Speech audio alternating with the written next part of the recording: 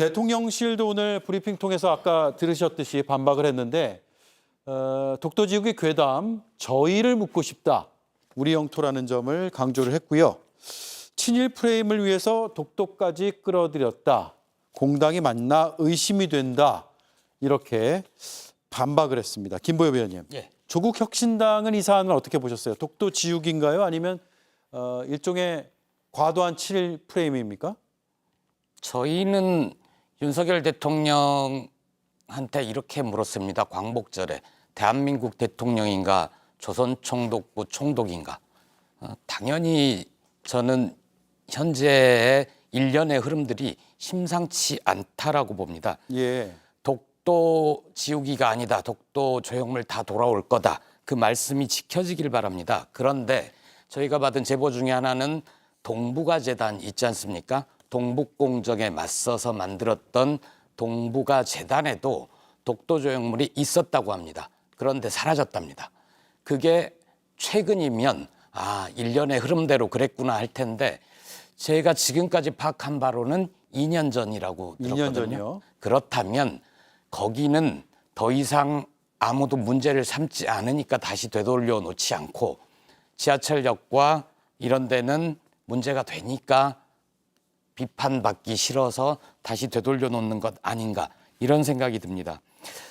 독도 지우기 가장 걱정되는 건 뭐냐면요. 최근에 신원식 전 국방부 장관이죠.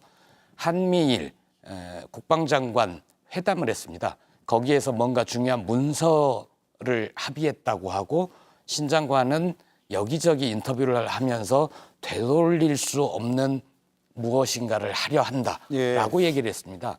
그 문서 내용 뭐가 담겼는지 모르겠지만 국회 국방위에서도 그 문서 공개하라. 혹시 민감한 내용이면 비공개라고 국회의원들만 열람하자. 그렇게 해도 공개를 하지 않습니다. 여기에 아마 한미일 안보에 관련된 거니까 군사 훈련 이런 것도 있을 겁니다. 한미일이 해상 군사 훈련을 하면서 혹시라도 일본이 독도에 접안하는 일이 있지 않을까. 미국이 접안한다면 우리 동맹이고 별 문제가 되지 않을 수 있습니다. 하지만 자위대가 독도에 접안을 하는 건 다른 문제죠. 왜냐하면 자기네 땅이라고 우기니까. 그래서 이런 것들이 진행되지 않을지 야당은 눈에 불을 켜고 지켜봐야 되는 겁니다. 예. 개혁신당도 지금 눈에 불을 켜고 지켜보는 와중인가요? 네, 그렇습니다. 근데 결이 조금 다릅니다. 저는 보수는 곧 친일이다. 이 명제에는 전혀 동의하지 않습니다. 예. 그러나 뉴라이트가 친일이다라는 말에는 동의를 하려고 합니다. 자, 뉴라이트 보십시오. 위안부가 강제동원이 아니었다. 망언이 있었죠. 항일 독립투사들에게 좌익 공산 색깔 씌워서 매도하고 있습니다.